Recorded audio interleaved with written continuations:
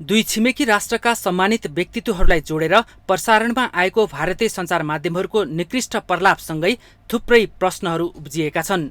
वर्तमान भारतीय प्रधानमन्त्री नरेन्द्र मोदीको भोट माग्ने काममा राम्रैसँग परिचालित यी सञ्चार माध्यमहरू मुख्यतः उनकै मनोविज्ञान बोल्ने गर्छ भन्ने गरिन्छ।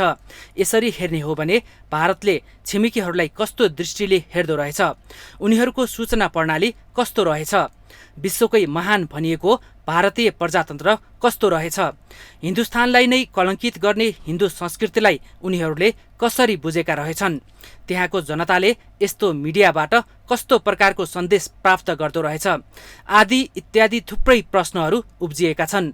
हरेक देशको मिडिया त्यो देशको सत्ता र जनता दुवैको आँखा मानिन्छ। आँखा नै यस्तो भएपछि त्यो देशले के देख्ला, के बुझ्ला अनि कस्तो व्यवहार गर्ला। सधैँ छिमेकीहरूप्रति अनुदार देखिने भारतीय सत्ता कस्तो प्रवृत्तिबाट आक्रान्त छ र निरन्तर कूटनीतिक असफलतासँगै दुर्दशाको गतिमा निरन्तर स्खलित हुँदै गएको छ भनेर सजिलै बुझ्न सकिने यी तथ्यहरू हुन्।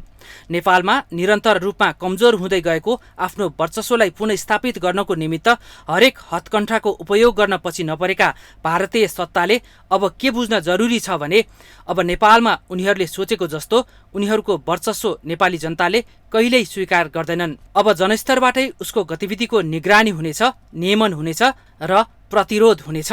यसको सुरुवात अहिले जनस्तरबाट भारतीय च्यानलहरूलाई बन्द गर्ने आवाजसहित बन्द हुन पुगेबाट प्रष्ट भएको छ। चिनियाहरूको इसाराले नेपालमा भारतीय च्यानल बन्द भएको भन्ने समाचार सम्प्रेषण गर्ने भारतीय सञ्चार माध्यमहरूले के बुझ्नु जरुरी छ भने अझै पनि यो बन्द गर्ने काममा चिनिया त कुरै छोडौं, नेपालको सरकारले समेत मौनता साधेको छ। यो त जनस्तरको स्वतस्फूर्त प्रतिरोध मात्र हो। नेपाल र भारतको भाइभाइको सम्बन्ध भनेको सिंह र हिरणको बीचको सम्बन्ध जस्तै हो भन्ने कुरा नेपाली जनताले भलीभाँति बुझिसकेका छन्। आज सञ्चार क्षेत्रमा भएको तीव्र भारतीय अतिक्रमणसँगै नेपालभित्र फस्टाउनै नसकेका कला संस्कृतिहरू प्रतिभाहरू कसरी निरीह छन् भन्ने कुरा नेपाली जनताले बुझिसके। आफ्नै देशको सम्पूर्ण बजार छिमेकीलाई दिए बापत उनीहरूबाटै अपमानित र गाली गलौज सहनु परेको पीडा नेपाली मनलाई राम्रैसँग बिजेको छ। बाढी आउँदा खुलाउन नसकिने कोसीको बाँध होस् वा दिनानुदिन सिमानामा मच्चाइएको वितण्डा होस्, त्यो सबैको असर सचेत नेपालीले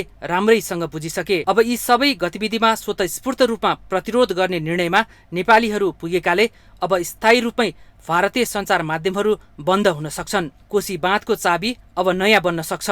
सम्बन्धित सीमा क्षेत्रका नगरपालिका र गाउँपालिकाहरूले जनपरिचालन गरेर सिमानामा पर्खाल आफै लगाउन सक्छन्। नेपालको विभिन्न समयमा नेपाली जनतालाई गुमराहमा पारेर नेपालका तत्कालीन सत्ताधारीहरूलाई प्रभावमा पार्दै अतिक्रमित प्राकृतिक साधन, स्रोत र नदीनालाको हिसाब पनि अब जनताले नै जनस्तरमा गर्न सक्छन्। भारतीय सिनेमाको पहुँच अब नेपालमा नहुन सक्छ। नेपाली जनताले यस्ता कार्यक्रमका लागि अब सरकारको मुख समेत ताक्ने छैनन्। भारतीयहरूको त कुरै छोडिदिउँ, यो सबै अब नेपाली जनताको अगाडि बाध्यता बन्दै गएको वस्तुस्थितिको उपज हो।